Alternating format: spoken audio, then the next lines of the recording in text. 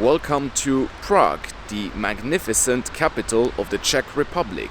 Today I'm gonna take you on a little tour of this gorgeous city and showcase some of its highlights. So, let's go!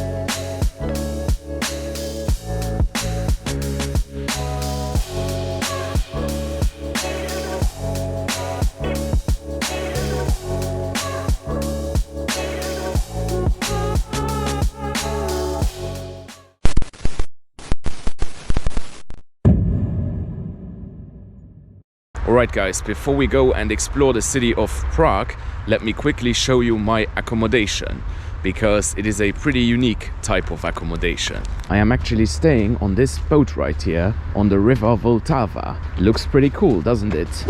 So this is the hallway right here on the lower deck of the boat. Let's see what the room is like. And here we are. Pretty nice actually. We got a double bed and a view onto some trees. So yeah, unfortunately I am not on the side of the river, which is over there. But yeah, what do we have here? We have two bunk beds. This is a fridge, I suppose. Yes. Some glasses, heating. That is important, and also air conditioning if you come in summer. Let's check out the bathroom as well. I mean, yeah, nothing fancy, but it'll do the job, I guess. So yeah, this is my boat hotel, or boatel I should say, and the reason I got this is because I thought it would be cool to stay at a place which is a bit different to a regular hotel, and the second reason is that this was amazing value for money. I am paying 38 euros a night for this room, which is really cheap for Prague. You can find rooms for that price, but then they will be very old and not in good condition. And yeah, it is not in the center of Prague. It is about 3 kilometers from Charles Bridge, but it is very well connected. There is a tram stop just about 200 meters from here. And also this price includes breakfast, which again makes this a very sweet deal. And there is a terrace on the boat, and yeah, it might be a bit cold, but overall I'm very happy with my choice here. Something a bit different. We are now on the river Vltava here. My hotel is somewhere over there, and what I'm gonna do now is I'm gonna walk to the old town, the historic core of Prague, which is somewhere over there on the other side of the river. And yeah, this is my 4th time in Prague, but the last time was about 6 years ago, and I've never been here in the middle of winter like this. But I'm really looking forward to exploring once again, because make no mistake about it, this is one of the prettiest cities you'll find anywhere. Alright, I am now on the other side of the river, and the first building that I wanted to show you guys is this one right here. This is the famous dancing house, built in 1996 and designed by two men, Czech-Croatian architect Vlado Milunic and none other than Frank Gehry. You might remember my Düsseldorf video, in which I showed Gehry's buildings in that city, and yeah, this is another Gehry project. And I think it looks really cool because it is connected to this historic building, and it kind of fits, but then it also stands out. As we are walking into the center of Prague with its stunning architecture, let's talk a little bit about the history of this fascinating country and city.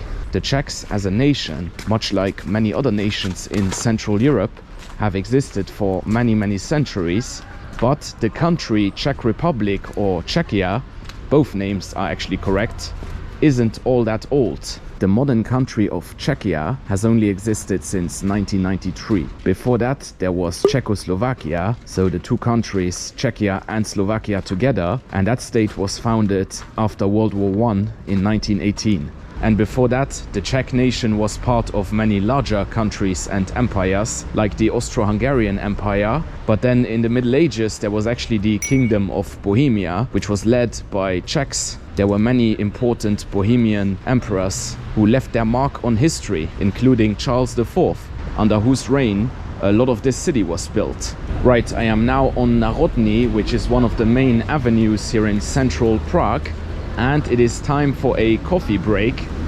Prague actually has many historic coffee shops, and I'm gonna go to one of them, the famous Café Louvre right here. Opened in 1902, Café Louvre has been a Prague institution for more than 100 years. In the 20th century, it was a popular meeting spot for intellectuals and scientists. As such, Franz Kafka, Albert Einstein and Václav Havel, the first president of the Czech Republic, were regulars here. I went for a Viennese coffee that has whipped cream, and it was delicious.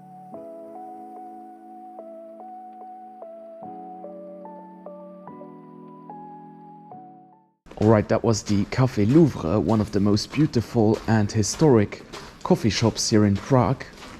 And it is very reasonably priced as well, considering that it is so famous. And now we are going to walk into Prague's gorgeous old town, and it is going to get very picturesque, but also very crowded. The last few times I was here, this city was ram-packed with tourists. It is probably always the case. But I do think that in summer there are more tourists here than in winter, even though the Christmas period, which is approaching now, is a very popular time to come here as well. This is one of those cities where you can just get lost and enjoy the various beautiful places that you discover, just like this courtyard here.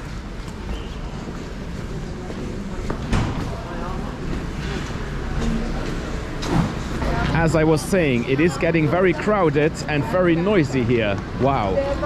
This square is Old Town Square, and as you can see, it is buzzing. Old Town Square is one of the most beautiful historic squares in Prague and home to two major churches. The 14th century Gothic Church of Our Lady Before Tin and the St. Nicholas Church, which was built in the 1700s. Apart from those, the square boasts the old town hall with its astronomical clock. Installed in 1410, the clock is the oldest of its kind that's still in operation. In December, you'll also find one of the city's main Christmas markets here. Now let's go check out the Christmas market here. You can buy hot wine and beer, of course.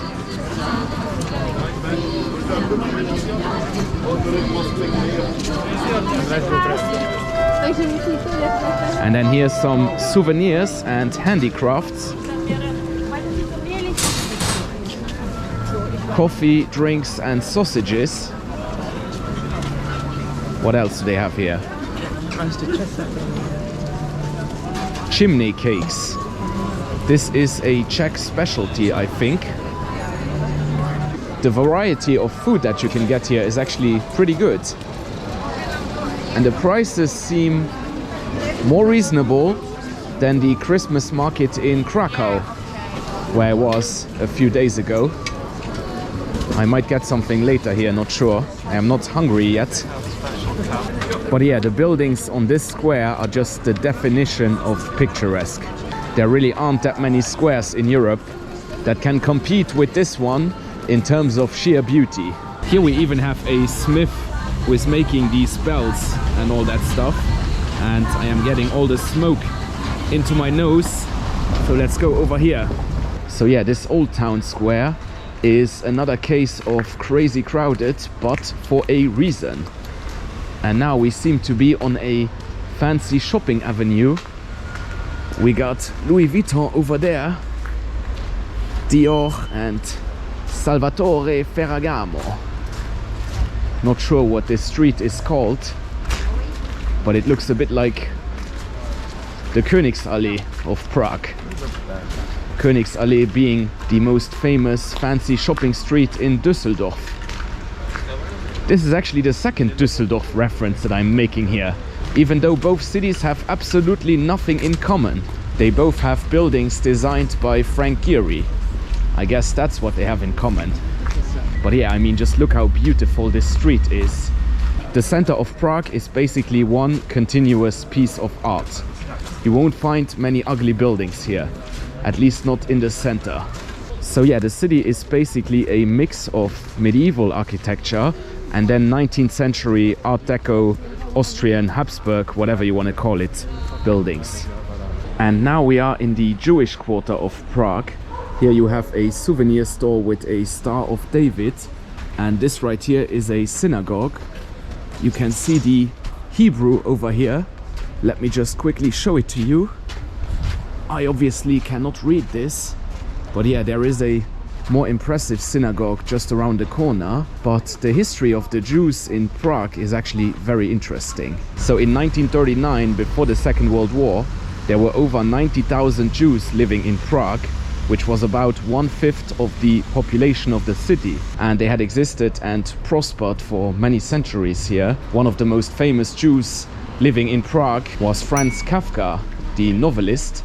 But when the Nazis occupied the city and the country under the infamous Butcher of Prague, Reinhard Heydrich, most Jews were sent to concentration camps and murdered.